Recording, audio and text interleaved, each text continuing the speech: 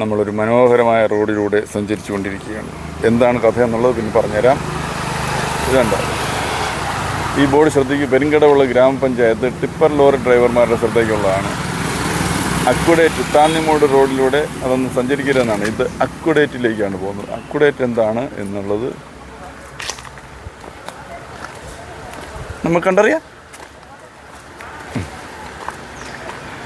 വളരെ ഊട്ടിയിലൂടെയൊക്കെയാണ് നമ്മൾ പോകുന്നതെന്ന് നിങ്ങൾ തെറ്റിദ്ധരിക്കരുത്. ഊട്ടിയല്ല, ഇത് തിരുവനന്തപുരത്ത് തന്നെയാണ്. മാരായമുട്ടത്തിനടുത്തുള്ള ഒരു സ്ഥലത്തേക്കാണ് നമ്മൾ പോകുന്നത്. അവിടെ ഒറ്റപ്പെട്ട് നിൽക്കുന്ന ഒരു പന. രാത്രിയുടെ 2-ാം യാമത്തിൽ ഇതിലൂടെ കടന്നു വരാൻ ആളുകൾ ഒന്ന് ഭയക്കും.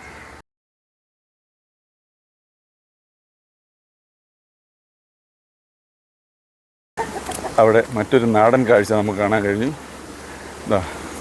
ക്വഴികൾ, വിവിധ ചന്തത്തിലുള്ള ക്വഴികളെ, പിടയും പൂവനുമായിട്ടുള്ള കോഴികൾ കൊത്തിപ്പറക്കി തിന്നുന്ന കാഴ്ച ഞങ്ങളെ കണ്ടുകൊണ്ട് എൻ്റെ കൊത്തിപ്പറക്കലൊക്കെ നിന്ന് അത് പോയി.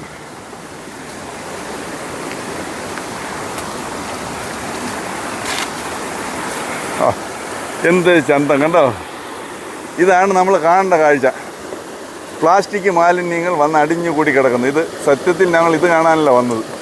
ഈ പ്ലാസ്റ്റിക് മാലിന്യങ്ങൾ കാണാൻ നമ്മൾ ഭാഗ്യം സിദ്ധിച്ചിട്ടുണ്ട്. കേരളത്തിൽ ഇതുപോലുള്ള കാഴ്ചകൾ അങ്ങനെ കാണാൻ കഴിയുന്നല്ല പൊതുവെ. ഇത് വളരെ റെയറായിട്ട് കണ്ട കാഴ്ചയാണല്ലേ? അതെ അതെ. ഒന്ന് നോക്കണേ, വെള്ളത്തിലെല്ലാം പ്ലാസ്റ്റിക്. ഇപ്പോൾ ബ്രിട്ടീഷുകാരുടെ കാലത്ത് നിർമ്മിച്ച ഒരു നിർമ്മിതിയാണിത്. ഇത് ഇറിഗേഷനുമായിട്ട് ബന്ധപ്പെട്ടുണ്ടാക്കിയ സംഭവമാണ്. അവർ ഒരിക്കലും വിചാരിച്ചിട്ടില്ല അവിടെ നിന്ന് വരുന്ന കൊക്കക്കോളയുടെ മറ്റേൻ്റെ മറിച്ചതിൻ്റെയും കുപ്പി ഒഴി വരാനാണ് ഈ സംഭവം ഇവിടെ നിർമ്മിച്ചിട്ടുള്ളതെന്ന്. നമുക്ക് നോക്കാം, വിശദമായിട്ട് കുറച്ചുകൂടെ നന്നായിട്ട് നോക്കാം.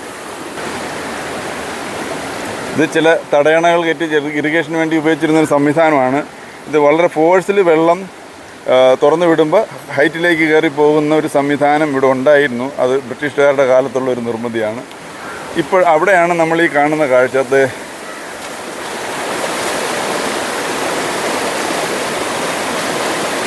പ്ലാസ്റ്റിക് ബോട്ടിലുകൾ അടിഞ്ഞു കൂടി കിടക്കുന്നു. ഇവിടെ നിന്ന് ഒഴുകി പോകുന്ന എല്ലാം പ്ലാസ്റ്റിക് ബോട്ടിലുകളാണ്.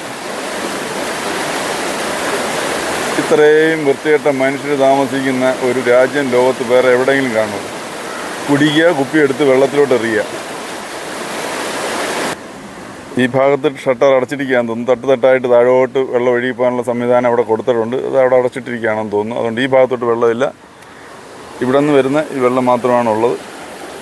വെള്ളം ഇങ്ങനെ വന്നിട്ട് അവിടെ എന്തൊക്കെ തടഞ്ഞതൊക്കെ കിടക്കുന്ന പ്ലാസ്റ്റിക് ബോട്ടിലൊക്കെ തന്നെയാണ്. അവിടെ ഇതിനിടയിൽ ഹരിതകർമ്മസേനയുടെ 2 യുവതികൾ സാധനങ്ങളും ഇറക്കിക്കൊണ്ട് വരുന്നൊരു കാഴ്ചയും നമുക്കിവിടെ കാണാൻ കഴിയുന്നുണ്ട്. അക്വഡേറ്റിൻ്റെ സൈഡിൽ കൂടെ വന്നപ്പോൾ 2 യുവതികൾ, അധ്വാനിക്കുന്ന 2 യുവതികളെ കണ്ടു. നിങ്ങളുടെ ജോലിയെ ഞങ്ങൾ മാനിക്കുന്നുണ്ട്. എപ്പോഴും ഞാൻ സല്യൂട്ട് കൊടുക്കുന്ന ഒരു ആളാണ് ഈ രഞ്ജിത്ത്. അപ്പോൾ ഈ അക്വഡേറ്റിൻ്റെ അടുത്ത് വന്നപ്പോൾ നിങ്ങൾ നാട്ടുകാരല്ലേ, അപ്പോൾ ഇതിനെക്കുറിച്ചൊന്ന് അറിയണമെന്നുണ്ട്. ഇത് ബ്രിട്ടീഷുകാരുടെ കാലത്ത് പണിഞ്ഞിട്ടുള്ള ജലസേനയുമായിട്ട് ബന്ധപ്പെട്ട് ചെയ്തിട്ടുള്ളതാണെന്ന് കേട്ടിട്ടുണ്ട്. അപ്പോൾ ഇത് എന്താണ്? അവിടെ എടുത്ത് ഞങ്ങൾ കണ്ടു, അവിടെ അടച്ചിരിക്കുന്നു. ഇനി അവിടെ നിന്ന് വെള്ളം ഇതിൻ്റെ അടിയിൽ കൂടെ ടണലാണോ? പാലമാണ്. അവിടെ വരെ ഇത് അടിയിൽ കൂടെ പോകും. അതെ. അപ്പോൾ പണ്ടത്തെ സൂയിസൈഡ് പോയിന്റ് ആയിരുന്നു. ഊട്ടിയിലൊക്കെ ഉള്ളതുപോലെ മഞ്ഞുമ്മൽ ഇത് ആളുകളൊന്ന് മരിച്ചിട്ടുണ്ട്. 7 പേര് മരിച്ചിട്ടുണ്ട് പണ്ട്. നിങ്ങളുടെ വിവാഹം കഴിച്ചു വന്ന നിങ്ങൾക്ക് ഓർമ്മയിൽ ആരും ഇല്ല? മരിച്ചിട്ടില്ല. ഒരാള് മരിച്ചിട്ടുണ്ട്. അത് വെള്ളം കുറച്ചായിരുന്നപ്പോൾ അപ്പൂപ്പ അവിടെ നിന്ന് ചാടിയായി. നല്ല തടിയായിരുന്നു, നല്ല വണ്ണമൊക്കെ ഉള്ള ആളായിരുന്നു. ഇവിടെയൊക്കെ ചെറിയ സംശയം ഉണ്ടായിരുന്നു ഇവിടെ ഉണ്ടായിരുന്നു. അങ്ങനെ വെള്ളം അടച്ചിട്ട് അവിടെ പോയപ്പോൾ ഈ വെള്ളം വലിയ ആറാണ്. ആറ്റിലോട്ട് തുറന്നു വിട്ടിട്ട് അവിടെ ചെന്ന് നോക്കിയപ്പോൾ അപ്പൂപ്പ അവിടെ നിൽക്കണം മരിച്ചു. ലാസ്റ്റിന് മരിച്ച അപ്പൂപ്പൻ തന്നെ അല്ലേ. എന്നിട്ടൊരു കാമുകനും കാമുകിയും കൂടെ അവർ വന്ന് ഇവിടെ 2 പേരും കൂടെ ചാടി ചത്തിട്ടുണ്ട്. അത് ചത്ത് പിന്നെ ഇവിടെ ഇടഞ്ഞിയിലുള്ള ഒരു സ്ത്രീ വന്ന് മരിച്ച്. അതിനുശേഷം ഇതെല്ലാം പിന്നെ നെറ്റിട്ട് വേലി കെട്ടി ഹൈറ്റാക്കി വെച്ചിരിക്കുക അല്ലേ? കൊണ്ടാണ് ഞാൻ കെട്ടിയിരിക്കുന്നത്. പക്ഷേ ചാടുന്നവർക്ക് ചാടാം. അതെ, വേണം. ഈ ചാവാൻ തീരുമാനിച്ചു കഴിഞ്ഞാൽ അവൻ എങ്ങനെയും ചാവും. ഭാര്യയായിട്ട് വഴക്കിട്ട ഉടനെ ഇവിടെ വന്ന് ചാടുക എന്നുള്ളതായിരുന്നു സ്ഥിരം ചെയ്യല്. ഞങ്ങൾ വന്നതിന് ശേഷം മരിച്ചതാണ്. ഇപ്പോൾ എന്തായാലും അതിന് ഇച്ചിരി കുറവുണ്ട്. അതിന് പകരം കുറേ പ്ലാസ്റ്റിക് ബോട്ടിലുകൾ വലിച്ചെറിഞ്ഞ് ബാക്കിയുള്ളവരെ കൊല്ലുക എന്നുള്ളൊരു നടപടിയാണ്. എന്തും വേണ്ടി പ്ലാസ്റ്റിക് ബോട്ടിൽ കിടക്കാം. നിങ്ങൾ ഇത്രയും പറക്കിയിട്ട് ഇവിടെ മാറ്റിയിട്ട് തന്നെ വെള്ളത്തിൽ കൂടി ഒഴുകി വെള്ളത്തിൽ കൂടെ പിടിച്ചിട്ടൊക്കെ വരി എറിയുന്നതാണ് ഇങ്ങനെ. ഈ വെള്ളാടികളുണ്ട് രാത്രി. നിങ്ങൾ ഈ വൃത്തിയാക്കുന്ന ഹരിതകർമ്മസേനയാണല്ലോ. നിങ്ങളുടെ അഭിപ്രായത്തിൽ എന്താണ് ഇത്രയും വിവരദോഷികളാണോ നമ്മുടെ നാട്ടിൽ ജീവിക്കുന്നത്? ഇത്രയും വേസ്റ്റ് വലിച്ചെറിയാൻ അല്ലേ? സ്വന്തമായിട്ട് കുറച്ചൊക്കെ വേസ്റ്റൊക്കെ ഒന്ന് കൺട്രോൾ ചെയ്തൂടെ? മനുഷ്യർ തന്നെ വെള്ളത്തിനെ ഇല്ലാതാക്കുന്നത്. പ്ലാസ്റ്റിക് ആയാലും കുപ്പികളായാലും വലിച്ചെറിഞ്ഞു അവര് കൃത്യമായിട്ട് അവര് കൊടുക്കേണ്ടവർക്ക് കൊടുക്കാതെ വെള്ളത്തിൽ അല്ല, ഇപ്പൊ തന്നെ ഇവിടെ എല്ലാം ഇത് ബോട്ടിൽ എടുത്തിടാനുള്ള സ്ഥലങ്ങൾ സൗകര്യം പഞ്ചായത്തായാലും നഗരസഭയായാലും വെച്ചിട്ടുണ്ട്. അതൊന്നും ചെയ്യത്തില്ല. അതല്ല, നിങ്ങൾ വീട്ടിൽ സൂക്ഷിച്ചു കഴിഞ്ഞാൽ നിങ്ങളെ പോലുള്ളവരൊന്നും എടുക്കും, അപ്പോഴും ചെയ്യത്തില്ല. എന്തോ ഒരു കഷ്ടമാണെന്ന് പറഞ്ഞു. എന്തായാലും പോട്ടെ. അപ്പം ഞങ്ങൾ ഇതുപോലെ ഈ സ്ഥലങ്ങളൊക്കെ കണ്ടിട്ട് ഞങ്ങൾ ഇനി കനാലിൻ്റെ അങ്ങേറ്റം പോയി നോക്കട്ടെ. അപ്പോൾ നിങ്ങളെ കണ്ടതിൽ സന്തോഷം. ടാറ്റാ. ദൂരെ കാണുന്ന ആ ഉയരത്തിലേക്കാണ് ഈ വെള്ളം എത്തിക്കേണ്ടത് അവിടെ നിന്ന്.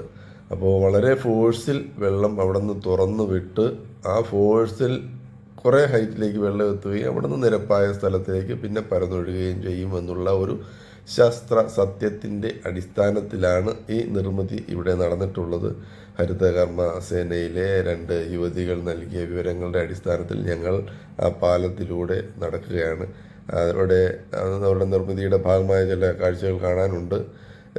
ശാസ്ത്ര സാങ്കേതിക വിദ്യ ഇത്ര കാലത്തെ പോലെ പുരോഗമിച്ചിട്ടില്ലാത്ത ഒരു കാലത്ത് അവിടെ ബുദ്ധിപരമായി അവരുടെ ഒരു നിർമ്മാണ പ്രവർത്തനമാണ് നമ്മൾ കാണുന്നത്. പുനലൂർ തൂക്കുപാലം പോലെ ചില അത്ഭുതങ്ങൾ ബ്രിട്ടീഷ് നിർമ്മിതികളായിട്ട് ഇന്നും നമ്മുടെ നാട്ടിൽ അവശേഷിക്കുന്നുണ്ട്. അക്കൂട്ടത്തിൽ ഒന്നാണ്, ഇയാളല്ല, ഈ പാലം, അതായത് ഈ അക്വാഡക്റ്റ് എന്ന് പറയുന്ന ഇത് ആളുകൾ പറഞ്ഞിപ്പോൾ പേരൊക്കെ പല രീതിയിലൊക്കെ ഓരോരുത്തർ പറയുന്നുണ്ട്. അക്വാഡക്റ്റ് എന്നുള്ളതാണ് ഇതിന് കൃത്യമായി പറയുന്നത്.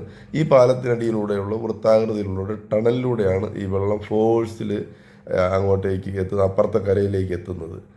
അതിൻ്റെ മുകളിൽ ഇത് വളരെ ഉയരത്തിലേക്കാണ് നടന്ന് നല്ല ഹൈറ്റിലേക്കാണ് നമ്മൾ വരേണ്ടത്. നമ്മൾ ആദ്യം കണ്ടതിനേക്കാളും ഹൈറ്റിലാണ് ഇത്. അവിടെ നിന്ന് താഴേക്ക് ഒഴുകി ആ ഒരു ഫോഴ്സിൻ ശക്തിയിൽ മേളിലേക്ക് എത്തപ്പെടുകയാണ് ചെയ്യേണ്ടത്. കുറേ ദൂരമുണ്ട്, ഏകദേശം 1 കിലോമീറ്ററോളം ദൂരത്തിലേക്ക് ഈ വെള്ളം എത്തി. ഇവിടെ വന്നാണ് ഈ വെള്ളം എത്തുന്നത്. ഇവിടെ വരുമ്പോൾ ഫോഴ്സ് കുറയുന്നുണ്ട്, കാരണം ഹൈറ്റിലായി എത്തി അതുകൊണ്ട്.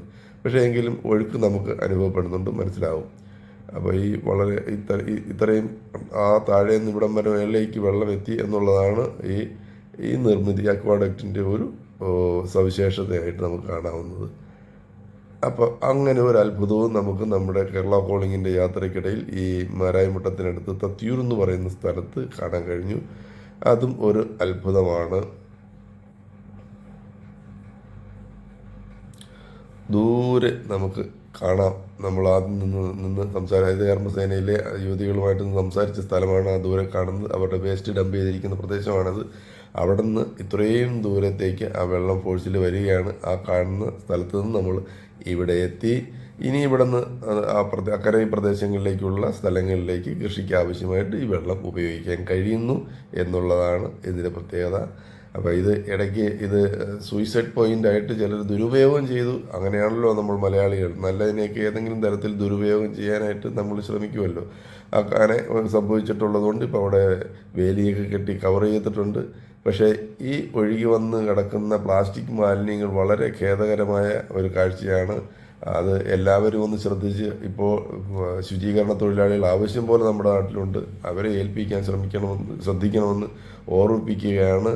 കേരള കോളിങ്ങിൻ്റെ യാത്ര തുടർന്നുകൊണ്ടേയിരിക്കും. അക്വാഡക്റ്റിൽ നിന്നും അടുത്ത സ്ഥലത്തേക്ക് നമുക്ക് യാത്രയാകാം.